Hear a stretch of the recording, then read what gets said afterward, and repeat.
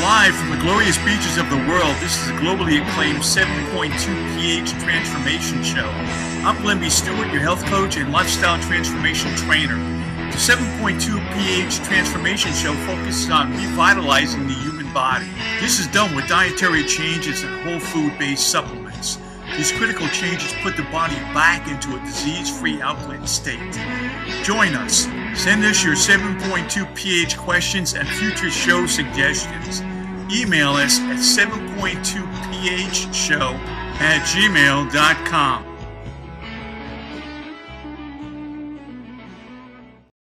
You are what you eat. These are statements that have been said by many health practitioners. So here's the question for you today. Do you think what you drink affects the health of each and every cell in your body? That's the question that I'm going to ask Dr. Mercola tomorrow. Asking that question. But I'm also asking you. And I think most people would answer absolutely. What we drink has an effect on our bodies. In one of the books that I wrote called The pH Miracle for Weight Loss, we talk about the importance of drinking water, and one of the chapters is specifically on water. Water, water everywhere, but not a drop to drink. And the reason why there's water, water everywhere and not a drop to drink is because it's contaminated. It's contaminated not with what I just got through talking about, ionizing radiation, but it's now contaminated with chemicals. And a lot of these chemicals are things that we're flushing down the toilet that's getting into our water table. And so if you're flushing down Zoloft or Prozac or some high blood pressure medication, statin drugs, what have you, this is now showing up in our water supply. So you could be drinking water and be on an antidepressant or an antibiotic or even some sort of statin drug, and you wouldn't even know it, just from the water you're drinking. So the key to a long, healthy, vibrant life is to maintain the integrity of the internal fluids of the body by a process of superhydrating, or hydrating, I believe, with alkaline fluids. I recommend that a non-active child or adult drink at least 1 liter of alkaline water at a pH at a minimum of 9.5 for each 30 pounds of total body weight. With increased activity, though, through exercise or sport, I would suggest increasing that hydration anywhere from 1.5 to 2 liters per 30 pounds of weight. If we look at our collective health in the U.S., nearly 1 out of 2 Americans has a chronic condition. 1 out of 3 U.S. adults has or will have high blood pressure, up 30% over the past decade. New type 2 diabetes cases have doubled in 30 years. Currently, more than 64% of U.S. adults are either overweight or obese, a 36% increase from 1980. The prevalence of asthma has increased 75%. 60 to 70 million annual cases of digestive diseases in the United States, and nearly 46 million people in the U.S. have some form of arthritis or chronic joint symptomology. So what does our health care cost us? It's becoming a huge part of our major budget, both personal as well as governmental. 78% of healthcare dollars are spent on people with chronic illnesses. Per person, healthcare spending is projected to double. So what does lack of health cost each of us?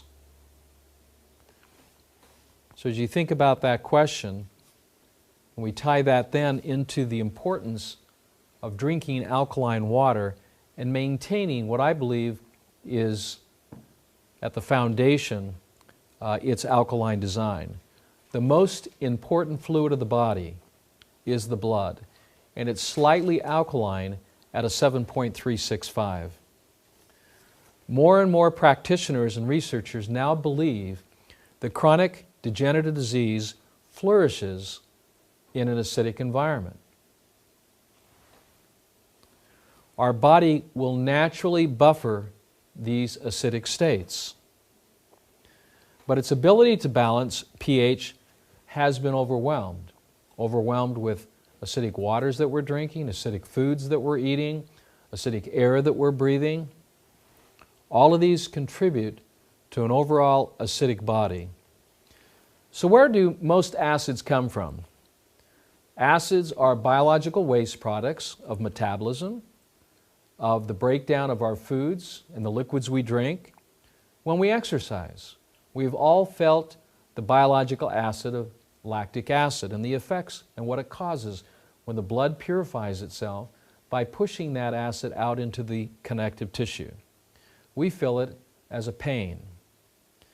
Acids from thinking.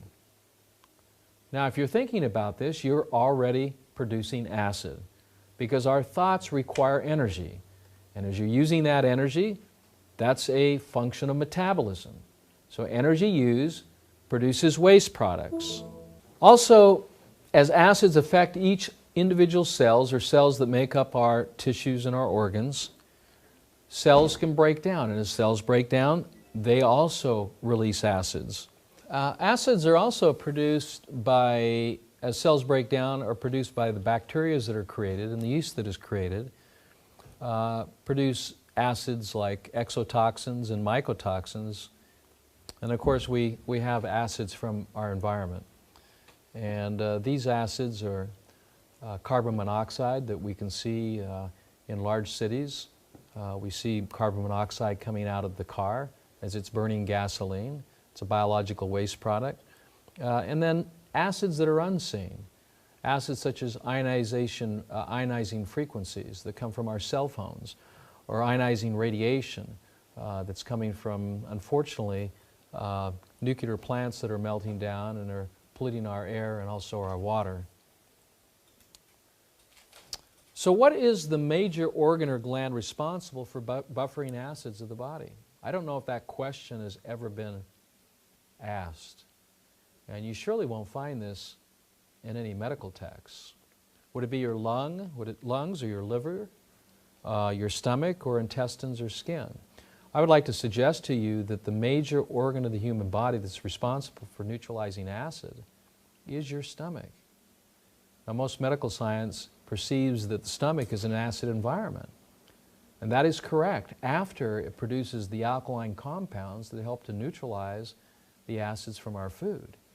And so the stomach is a gland, or excuse me, an organ that produces an alkaline compound called sodium bicarbonate. It takes sodium, it takes carbon dioxide, and it takes water to produce that, and it pulls it from the blood. If our tissues need alkalinity, it's the stomach that starts creating that sodium bicarbonate to pull into the blood and tissues. What you end up with is a belly full of hydrochloric acid, and this is what causes ad nauseum.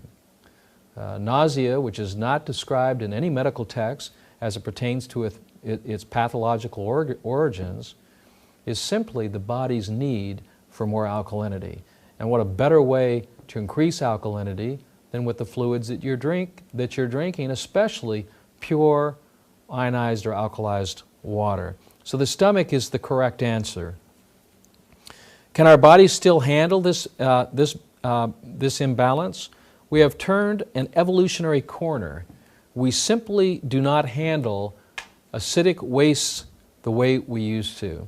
This is Dr. Linda Frassetto, who I've worked with on occasion with several clients as it pertains to overacidity.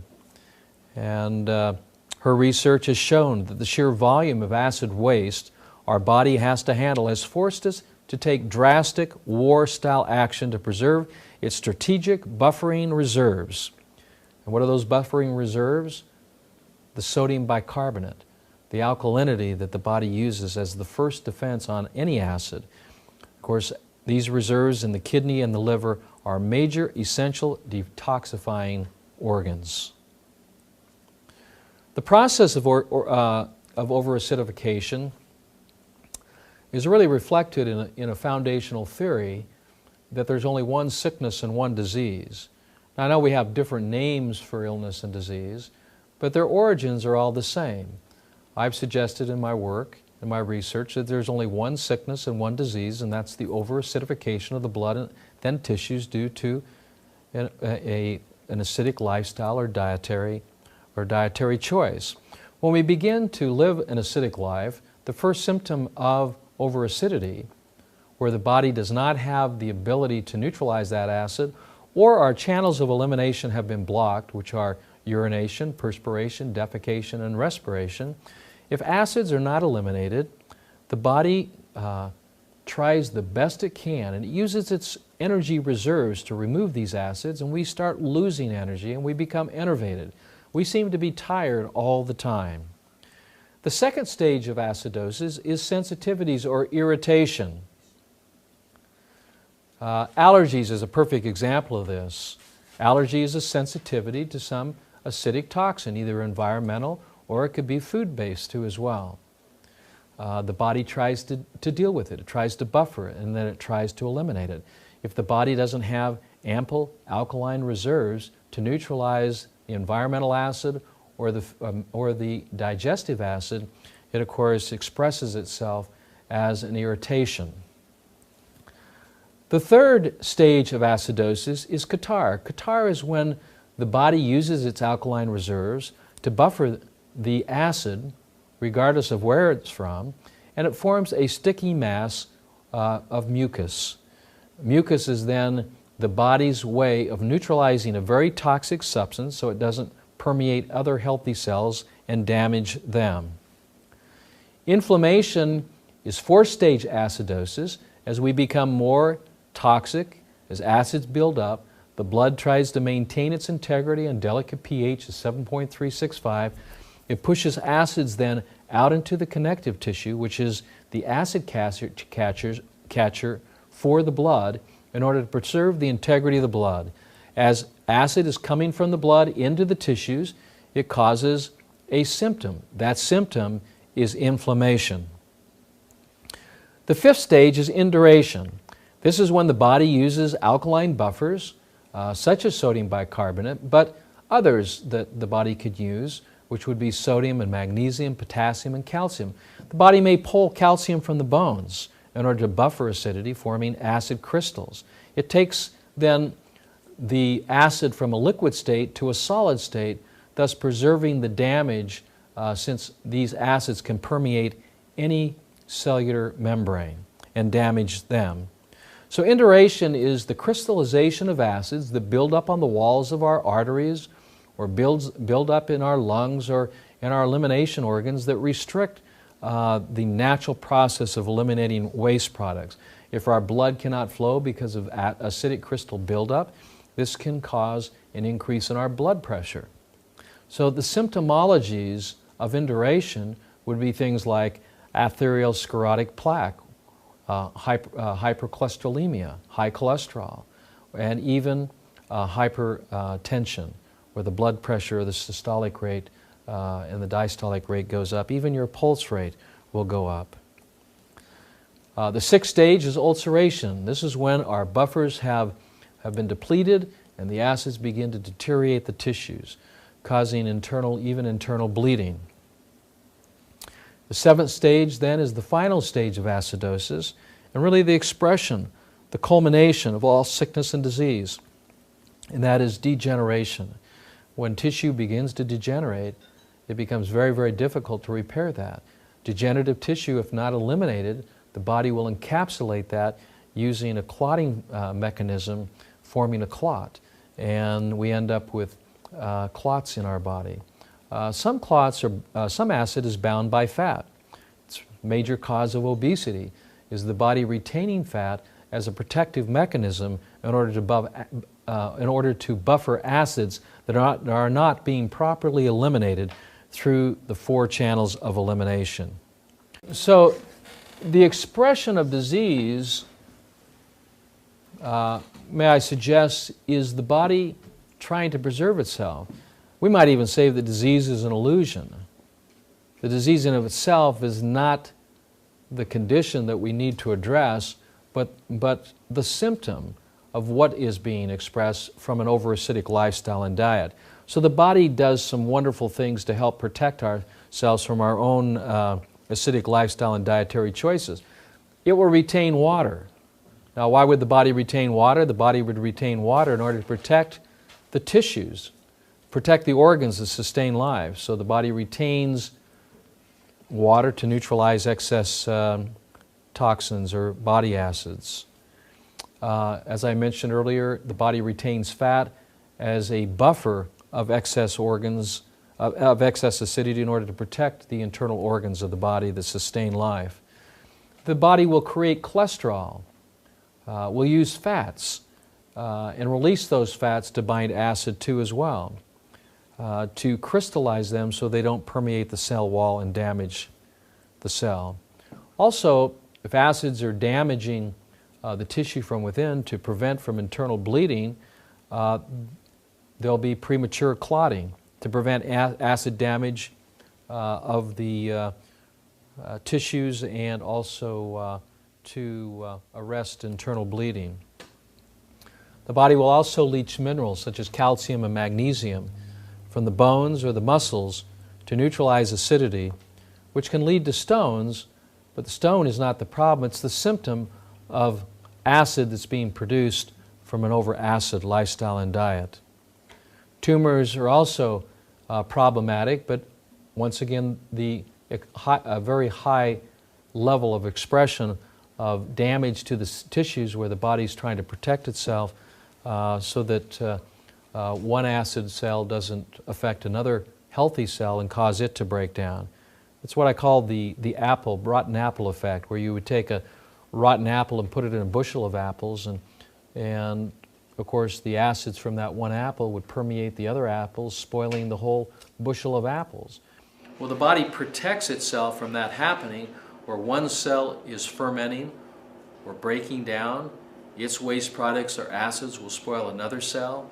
And of course, to protect that domino effect from continuing, or to protect the healthy tissue, the body will encapsulate, form a clot or a tumor to encapsulate those fermenting or acidic cells.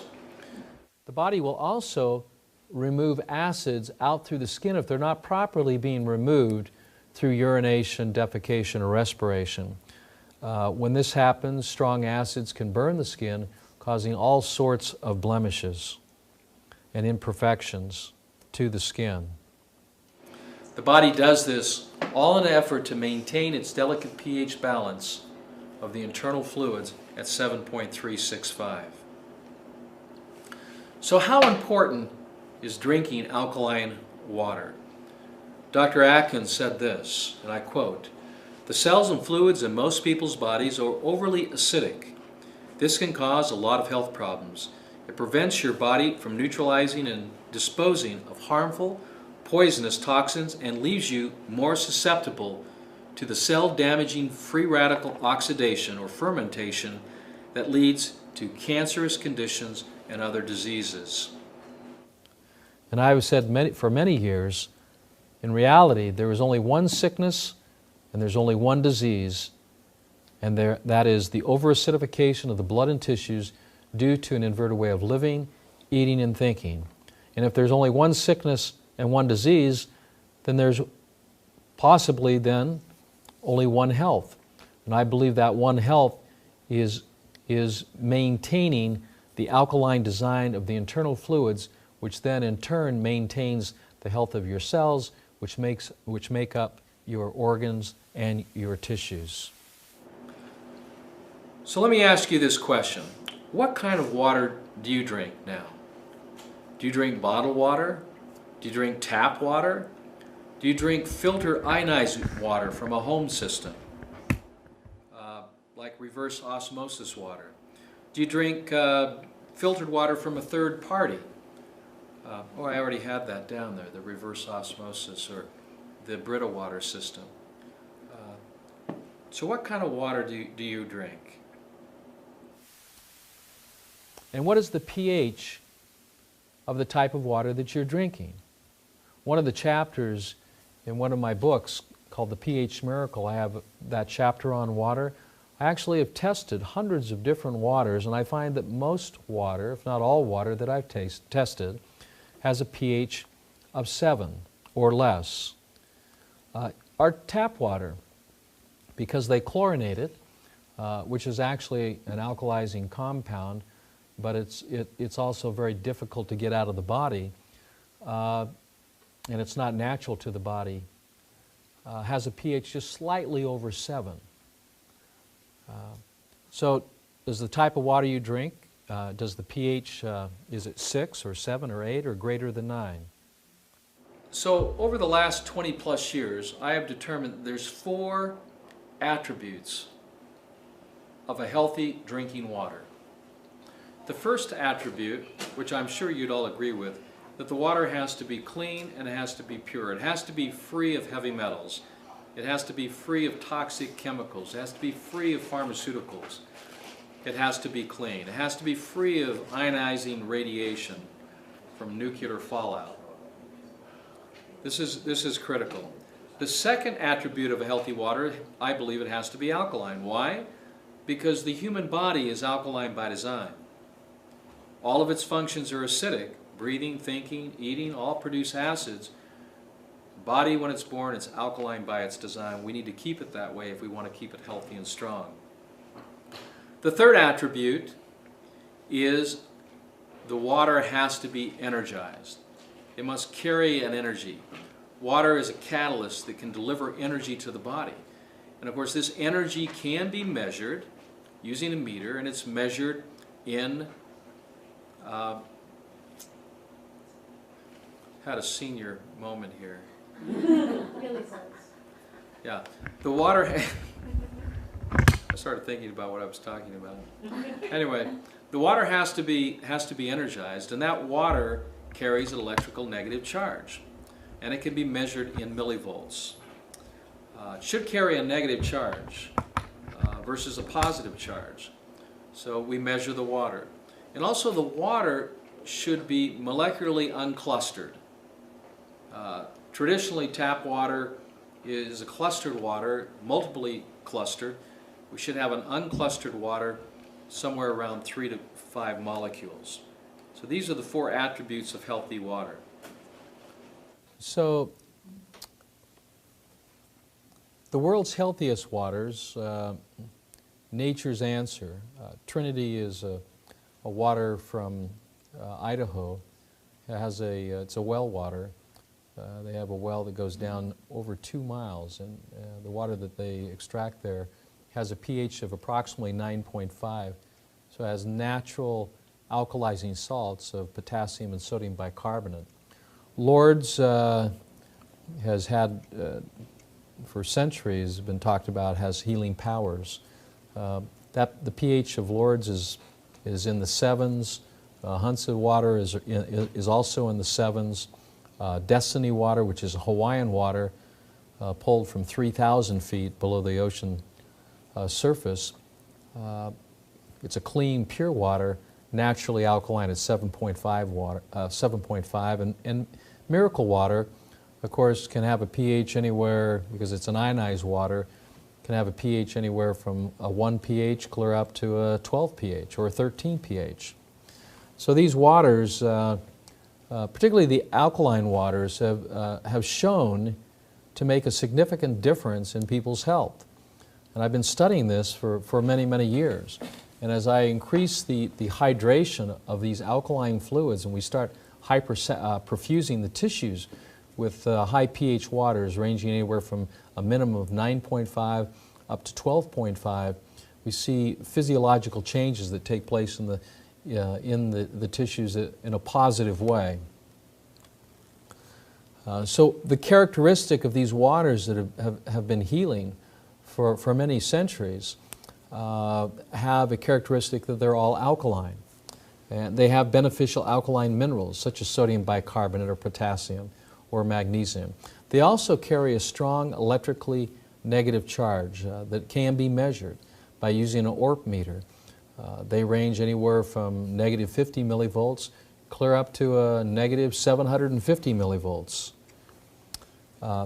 And of course, if you're taking, let's say, just tap water and want to structure that water into an alkaline state, these specific ionizing machines can help to do that by restructuring the water, increasing its electrical activity, and increasing its pH too as well, right from your tap. So how effective is this type of water? Well, let me quote Dr. Horowitz. International studies show that populations with little or no history of illness, such as cancer, drink higher pH alkaline waters. After all potential risk factors were considered and factored out, it became evident that they had been drinking waters with a pH of 9 to 10, close quote. So I've been talking about ionization, and many of you are probably thinking, well, what is ionization, or what is an ion? An ion is a charged particle. That particle can be either negatively charged or positively charged. For example, hydrogen carries a positive charge, where hydroxyl ions, which is OH minus, carries a negative charge. A water ionizer is a water technology that electrically activates or charges the minerals or ions in the water. This process alters the water in two ways. First, it raises or it lowers the pH.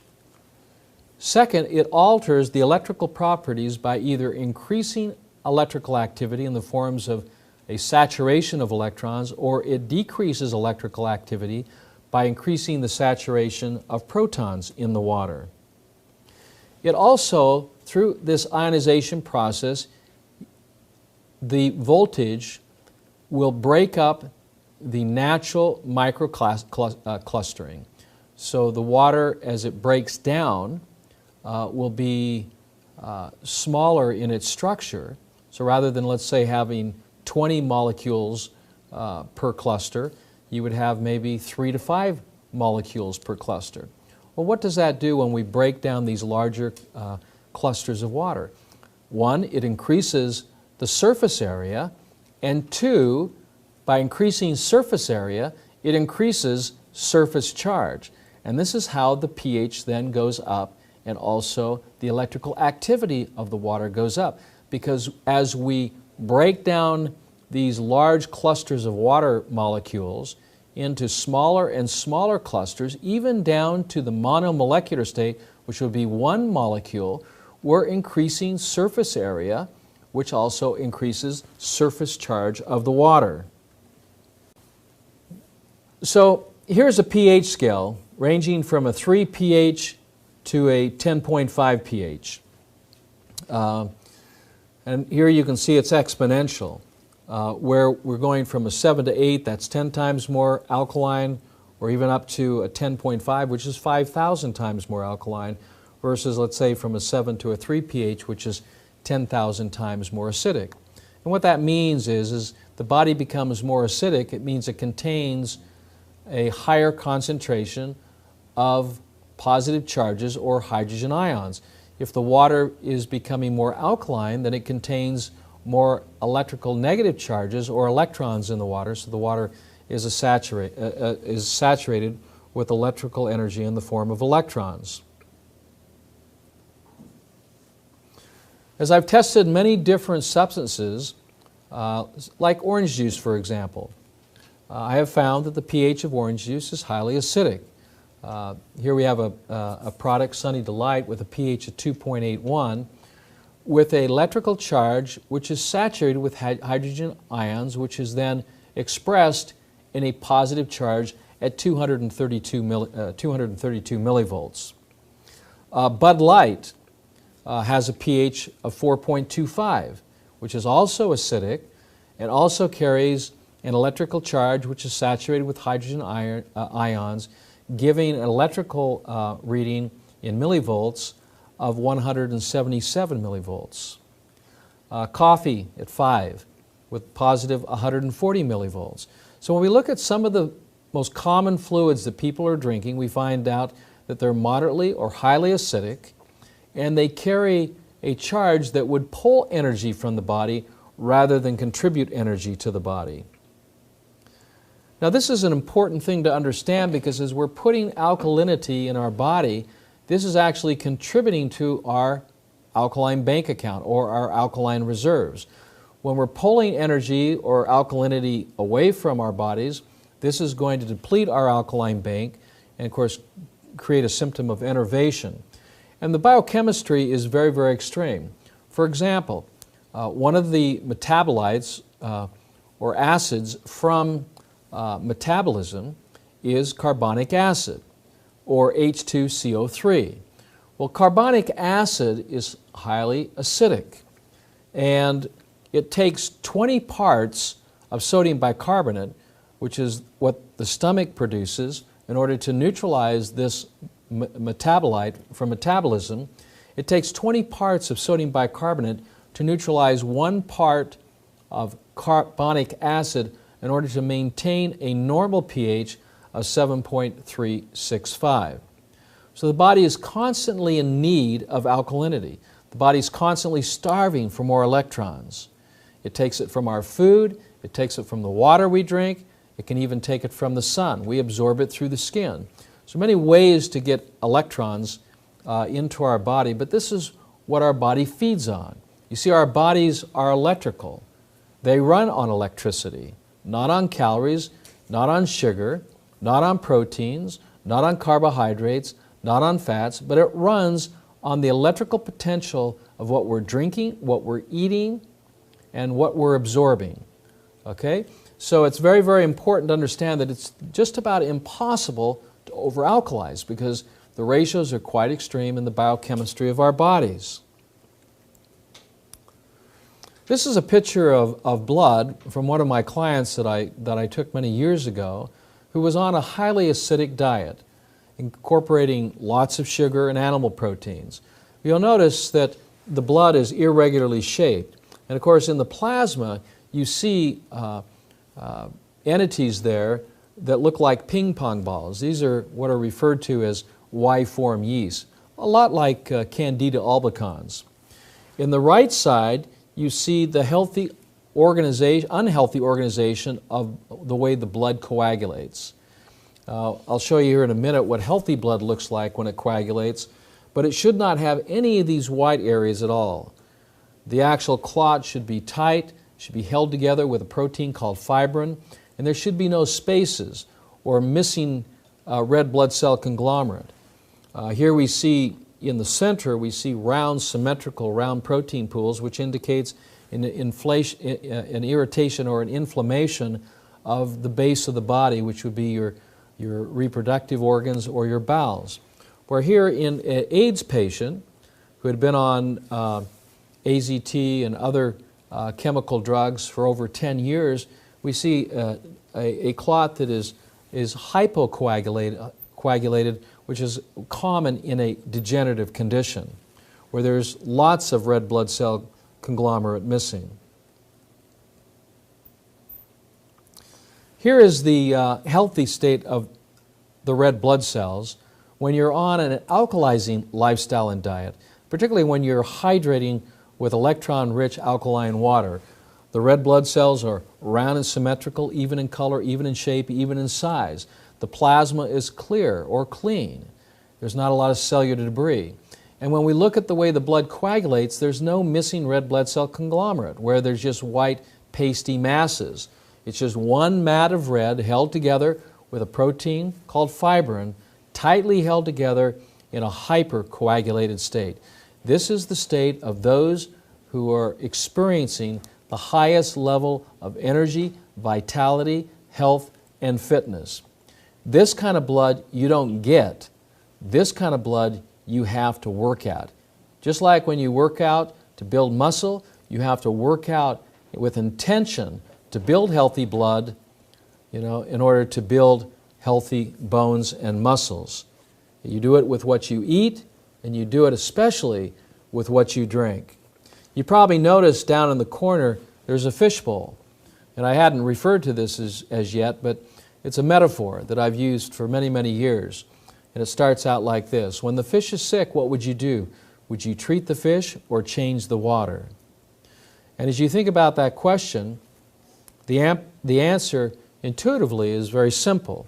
Well, you would not treat the fish, but you would change the water. The next question is, what would your doctor do? Or how do we actually look at sickness and disease, and how do we respond to it? We respond to the treatment of the organs that are sick, rather than realizing that the organ or gland or tissue that is sick or diseased is only as healthy as the water it swims in. Much like the fish. The fish is only as healthy as the water it swims in. So if over-acidification is bad, then how does our body take care of this problem? Well, you have 4 channels of elimination to get rid of acid. You've got respiration. What would happen if you weren't able to get rid of carbon dioxide? Well, we know we used to do this as kids. We would hold our breath and see how long it took before we passed out. It only takes about 3 or 4 minutes. Then you lay there unconscious till the body can get rid of that particular or neutralize that particular acid, and you wake up. Well, carbon dioxide is an acid that's produced during metabolism. It's a gas. You see, acids take on different forms: gas, liquid, or solid. Of course, we can't say, how do we get rid of all of our acid? Because we're constantly producing it through our thoughts and our words and our deeds. So the body has a system. It's not a system that you can read about in the biology books, but it's a system called the alkaline buffering system.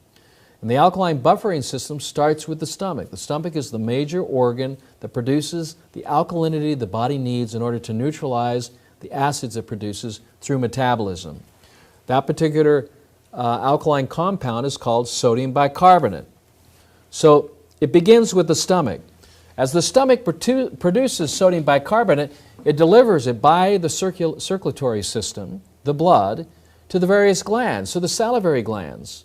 What does the salivary gland release? It releases a compound called sodium bicarbonate. It also fills up the pylorus glands, the lubricant glands.